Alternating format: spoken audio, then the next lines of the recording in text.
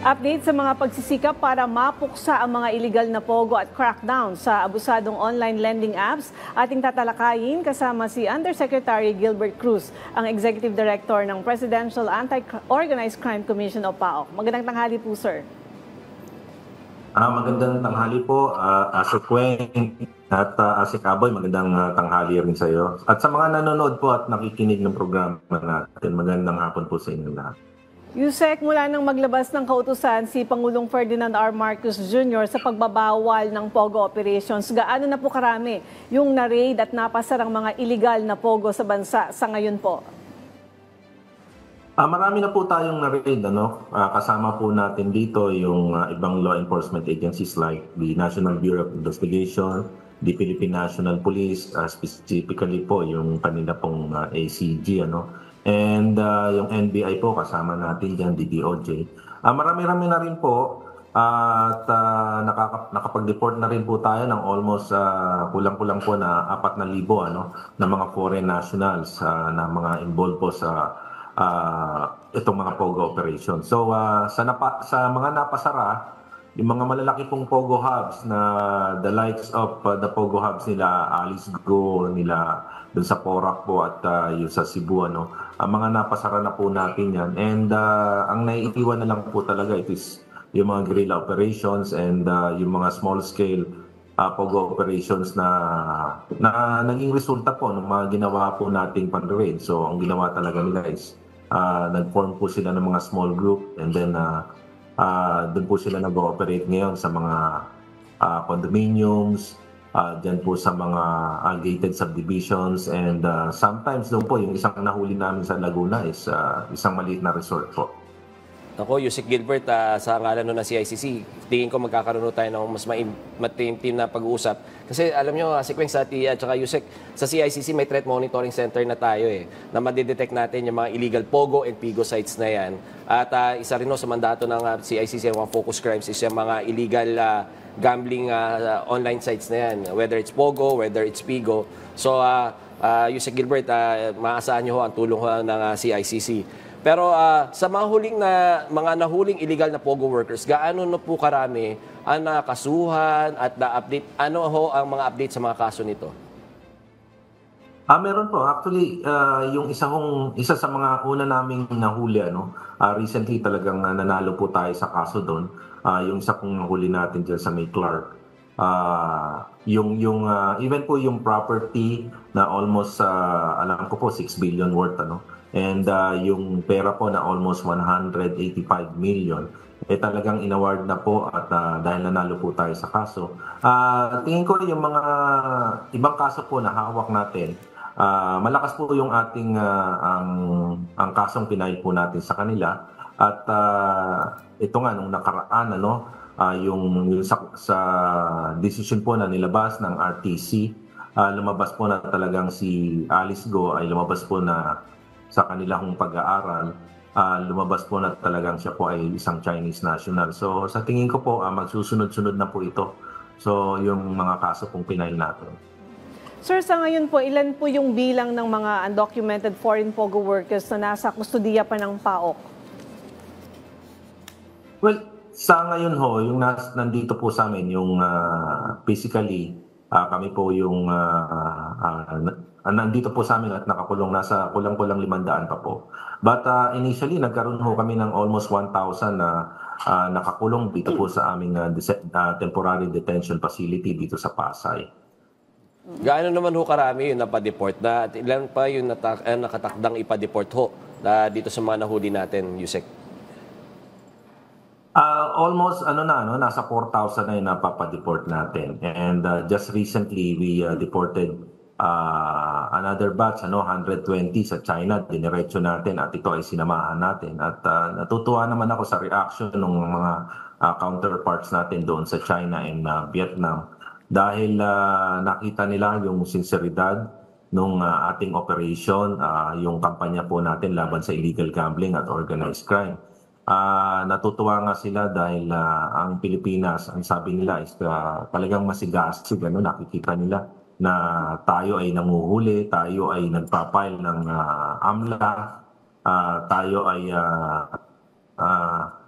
yung investigasyon po natin talagang sinusundan po natin kung saan pumunta yung pera. Kasi nga, recently, nakapagsara po tayo ng dalawa sa pinakamalaking junket, ano, kung saan pumapasok po yung mga pera na kinikita po nito mga magpupugo na ito doon sa mga junket na nandito sa atin sa Pilipinas. Yusek, kaugnay naman po sa mga small scale o tinatawag na guerrilla-style POGO operations, ilan na po yung nasa lakay at naipasara po ninyo? Marami-rami na rin po, with the help of the Philippine National Police and the National Bureau of Investigation, marami na po tayong nahuli ng mga guerrilla style POGO operation o yung tinatawag din po natin ng mga small scale POGO operation.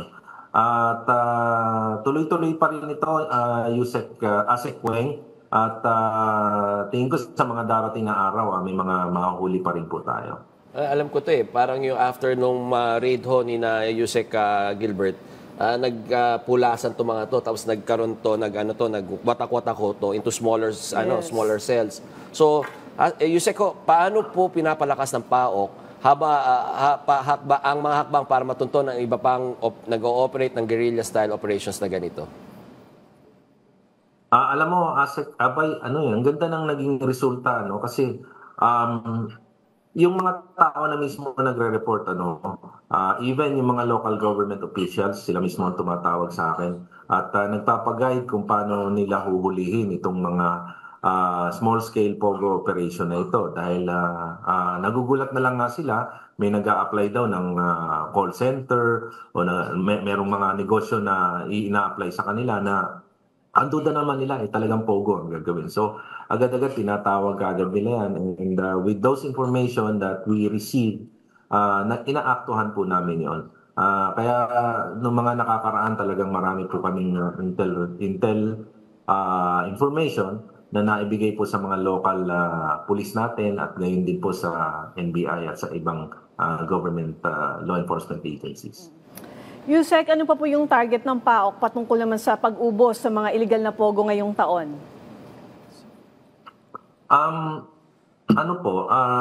Same objective po yung tinitingnan namin dito, Kasi inuna talaga namin Weng yung malalaki, and then itong maliliit talagang in coordination with the DILG, sabi namin kailangan talaga rito ang tulong ng ating mga local government units. And with that, naglabas ng memorandum ang ating DILG, si SILG John B. Trimulya, naglabas po siya ng memo directing all the local government officials na tumulong po sa pag-monitor, paghahanap nitong mga small-scale POGO operation. At kung may mga nag-a-apply po for renewal o nag-a-apply po sila ng bagong permit, mayor's permit or business permit, wag na po nilang aprubahan. So, tama po yung sinasabi ng ating mahal na presidente na ito pong mga POGO na ito ay di naman po ito magpa-prosper, di naman po ito magdadami kung hindi ho at hindi pwedeng hindi mapansin ito ng mga local government officials ko. So, with that, talagang dinirect na ng ating SILG yung kanilang mga mayors o yung mga local government officials na tumulong kayo sa kampanya dahil kayo talaga yung nakakaalam dyan sa ground kung ano talaga yung nangyayari. Or ultimo yung maliit na sari-sari store, pag tinayo dyan sa inyong lugar, talagang malalaman nila yan. So yun ang sinasabi ni Presidente. So dito ngayon, yung ginagawa natin ngayon, kaya medyo maganda ang ating resulta pagdating sa mga operation natin laban sa POGO kasi sama-sama na lahat ng government agencies dito, nagtutulong-tulong na, of course, yung DICT natin, yung DSWD, malaki po yung tulong sa amin ng DSWD, lalo na po dun sa pag-aalaga ng mga nahuhuli po natin mga POGO workers at ganun din po yung mga anak na iniwan po ng mga POGO workers na dineport natin. Yung DOJ po, napakalaki po ng tulong sa amin yan, ang Philippine National Police po at ng NBI. So, dito po, sama-sama na talaga kami rito. Kaya maganda po yung coordination. Even po yung Bureau of Immigration, talagang malaki po yung ginagawang tulong sa amin. Ako, dito natin makikita yung sinasabi ng DICT na digital bayanihan. Ito yung proof na this is a whole of government approach na para sugpuin ho itong problema patungkol sa Pogo at makakaasa ho kayo, Yusek Gilbert, kami naman ho sa DICT at sa CICC ay katuwang nyo ho sa laban nyo na ito. Sa iba naman hong usapin, ano naman po ang update sa inulunsad na crackdown laban sa mga abusadong online lending apps? Actually, with the week siguro, Sir Aboy, baka meron tayong mga gagawing aksyon. But initially talagang inasikaso muna natin yung mga naging problema ng ating mga kababayan na naging biktima ng online lending apps. Sa site pa lang po namin, yung Facebook site po namin sa PAO, almost nasa 15,000 na po yung complainants. And what we are looking at is yung 156,000 na complainants every month na nare-receive po ng mga law enforcement agencies na nag-iimbestiga po ng mga online lending, nag-iimbestiga po ng mga online crimes. So umaabot po ng 156,000 yan monthly. So yung sinasabi natin, yung mga 8 focus crimes na yan, like yung theft, robbery, yung mga ibang crimes na yan, talagang nawala na yan. At talagang ang nangibabaw na lang talaga ngayon itong online crimes. Kaya yun, isa sa pinakamalaki sa tinignan namin itong sa problema sa online lending. And ang problema ba rito sa online lending, karamihan ng mga nakakausap namin, they were being harassed whenever nagkakaroon ng singilan. Kasi alam mo, itong mga nangungutang na to, kaya nangutang ito dahil may problema to. At either ang problema nila is walang pambayad sa bahay, walang pambayad sa tuition, o kaya may sakit sa bahay, may sakit yung isang miyembro ng bahay nila. So, sila naghahanap talaga ng mga utangan. And yun nga, natatapat sila sa mga ganitong klase ng mga online lending apps na nagsasabi doon sa marketing nila na ikinakalat na sila ay mababa ang interest and your loan application will be approved immediately doon the same day, which is totoo naman. Kaya lang ang nagkakaproblema ito kasi nga sa tuwa mo dahil nasolve yung problema mo, akala mo may dumating na anghel sa iyo. Pirma ka na lang ng pirma doon sa mga agreement, And doon sa agreement na yun, nakaipit po doon na you have to surrender yung mga contacts mo, yung online profiles mo, whatever account online na inire-require doon sa agreement. And yun ang ginagamit na leverage ngayon. Once na naibigay mo na yun, at after a week, sinisingil ka na nila with the interest na talagang hayop sa interest, talagang maabot ng 35% to 40%. Wala kang magawa. Dahil nga ang leverage nila is yung mga contacts mo at saka yung online profile mo. Kasi gagamitin nila yun Papadala nila ng mga kung ano-anong pananakot, yung sa social media mo, padadala nila ng mga kung ano-anong picture na edited, kasi nasa kanila rin yung pictures mo, sabihin nila, ang ganda naman ng anak mo, siguro, yan, ang sarap raping yan. Tapos, ito pala yung bahay mo, pag hindi ka nagbayad, pasusunog namin yan, o kaya papadala niya ng yung mga parang may mamamatay ka, ganun, at kung ano-anong mga pananakot. So, marami na tayong na-interview during the past few weeks na mga biktima. And alam mo, hindi minsan, doon sa ibang biktima na na-interview namin, although hindi na namin kailangan sabihin isa-isa, lalo na yung mga pangalan, may mga nagpapakamatay na. And some of them stop working, some of them resign from their work dahil masyado silang hinaharas. Even yung mga office workers nila, nakasamahan, yung co-employees nila, pinadadala ng mga kung ano-anong malalaswang messages. Kaya yung mga nakakasirang messages. So ang nangyayari dahil sa kahihiyan, nagre-resign na lang po itong mga kababayan natin. And yun po kasi yung style nila kasi incentivized po ito yung mga naniningil. Once na nakasingil sila ng malaking pera dun sa isang nangutang, incentivized po sila. Kaya lahat ng pagmumura lahat ng pananakot, gagawin po nila yan para makasingil po sila. And it's a sad thing kasi dahil ang nagpapatakbo nito mga foreign nationals. And ang mga keyboard warriors na ginagamit nila dito o yung mga nananakot, mga kapwa Pilipino. That's why yung mga nare-receive mo pong pananakot, talagang it's in Filipino language na talagang antatalim. Ano? So, kung mapapansin mo, ganun ang pinakikita sa amin. Kasi nga, mga Pilipino yung mismong nasa keyboards. So, malaking problema na ito. Ano? Sa amin nga lang 15,000 sa amin pa lang yun. How much more siguro? I mean, kila Asek Aboy siguro may mga complaints din na ganyan na libo-libo rin ang kanilang complainant. Ano? So, parang nakakaawa na yung dating ng mga kababayan natin. Alam naman natin na nangutang lang ito dahil may problema. And hindi naman natin sila Asek Weng sinasabing wag yung bayaran yung utang nyo. No? Dapat, pag may utang ka, dapat bayaran mo. But they have to be more careful and they have to be mapanuri. If ever they entered into a loan agreement or if ever they entered into a loan scheme, make sure na they do the right thing like checking the background of the lending company through the banks o kaya they check it with the ICT or they check it with the PAO kasi may mga list po kami nung talaga mga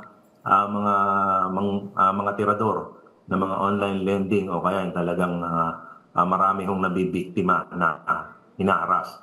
So they can check on us. That's why ginawa po namin Asek Aboy and Asek Weng is we establish a one-stop shop kung saan pagpunta po ng mga complainants is nandun na po lahat, nandun na po yung investigador, nandun na po yung may lawyer po kami to give them advice, nandun na po yung taga DOJ at yung ibang ahensya po na ang SEC po malaking tulong po sa amin yung kasi on the spot na check po kaagad nila kung blacklisted itong lending apps na ito, no?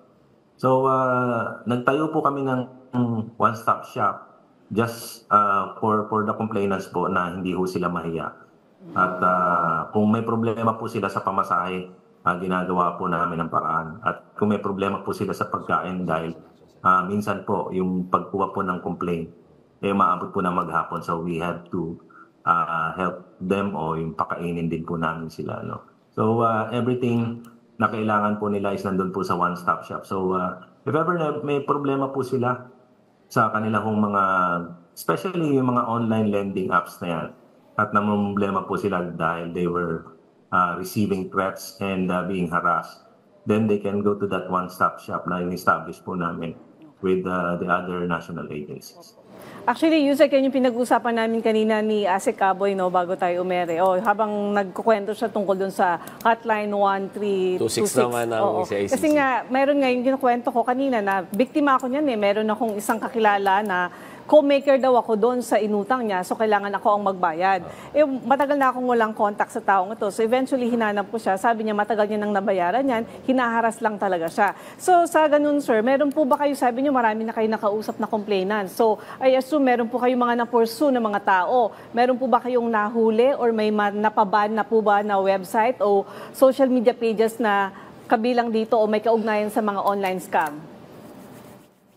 Well, siguro in a few days, Asek Weng, we will, siguro papa-interview po uli ako for us to give the results nung gagawin po naming operation. But for now, ang masasabi ko lang po is nakatutok po kami at hindi ho namin hahayaan na ganito po yung mangyari dyan sa mga complainants. Definitely, may mananagot po dyan. Tama ho, si Gilbert. Kasi parang tinasabi ng iba na nangutang ka, deserve mo yan. Dapat tandaan natin yung mga, tama yung sabi ni Yusek Gilbert nangutang to mga to dahil may pangangailangan. Yes. Pero hindi ibig sabihin na nangutang ka at hindi mo mabayaran ka agad, deserve mo na mabash or maharas. Kailangan tandaan natin, iba yung obligasyon mo na nangutang ka, iba rin yung kaso pag ikaw naman hinaharas dahil hindi ka nakakabayad ng utang on time. Pati yung contacts mo hinaharas. Oo, violation ng yan Data Privacy Act yan Kasi supposedly, pag ganyan, data custodian ka. Pag nilabas mo yan online, may violation na ng Data Privacy Act. Well, anyways, sa bahagi ho ng PAOK, ano na ho yung mga assistance na ibinigay ninyo doon sa mga biktima na pinag-uusapan natin, Yusek? Opo, number one is, yun nga ho, pinakunan na namin sila ng statement. Umabot na po ng 200 plus yung nag-complain po sa amin. After ma-i-announce po namin,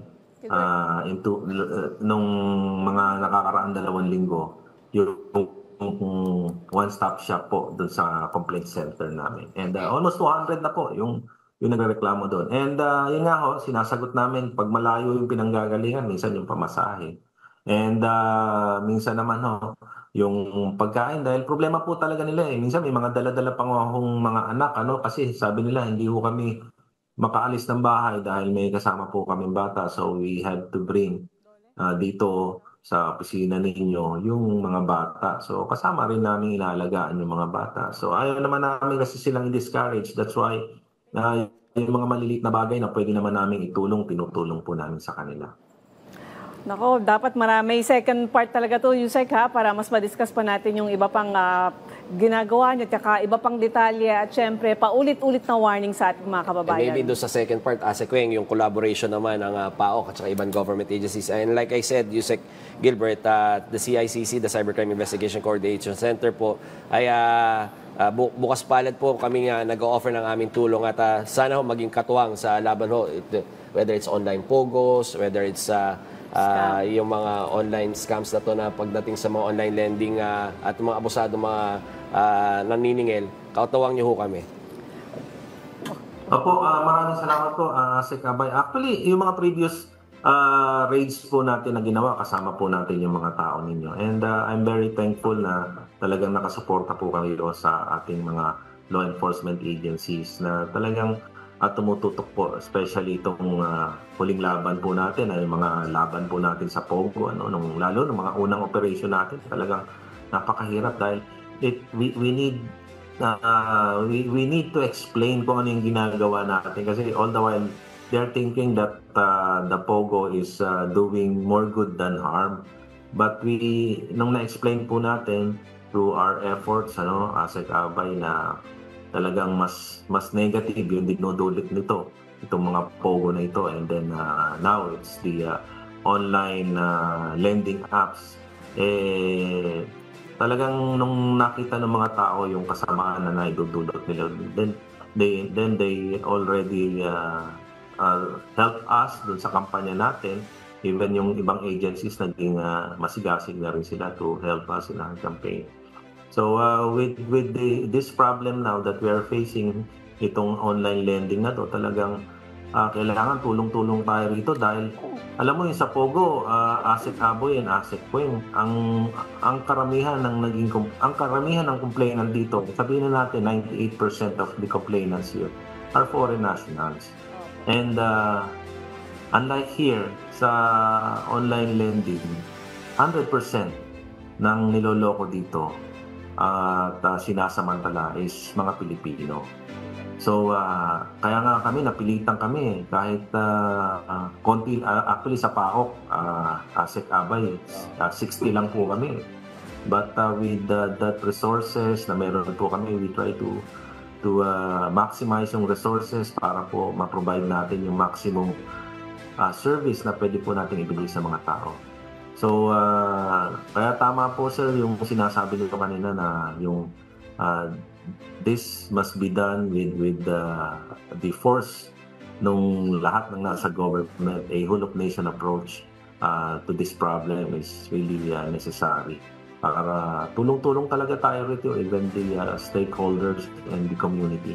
Kasi talagang sabihin na natin, Kweng, na malaki na po yung problema. And these are no ordinary problems na like pag nung bata-bata po kami sa serbisyo sa PNP, pag may nagnakaw po, madali po namin natutumbok Pag may pumatay po o may nanakit, madali po namin natutumbok. But now we need to investigate mabuti kasi once na nasa online po yan, we have the problem of yung pre-registered SIM cards na minsan mga fake po yung mga nandun sa loob ng fake pre-registered SIM cards na yun. That's why if ever we do investigation, we always face a blank wall pag nag-iimbestiga tayo kasi nga fake yung pangalan, fake yung address, so it's very hard. The same problem we had during the investigation that we are doing doon sa mga POGO cases natin. And now dito sa ating mga online lending apps na to, they're still using the same fake and bogus pre-registered SIM cards that will took us a while bago natin matumbok kung sino talaga. Kasi ang hirap, especially pag nakapanloko kasi to ng mga 5 hanggang 10, palit ka agad ito ng SIM card. So that's why we're taking a hard time investigating kasi nga dito sa mga nangyayaring with the presence of those SIM cards. And that's why siguro yung NTC, I think, magtulong-tulong po tayo rito if we can add more security features as far as the pre-registered SIM cards is concerned. Alright, sir. Maraming salamat po sa inyong oras. PAOK Executive Director, Undersecretary Gilbert Cruz.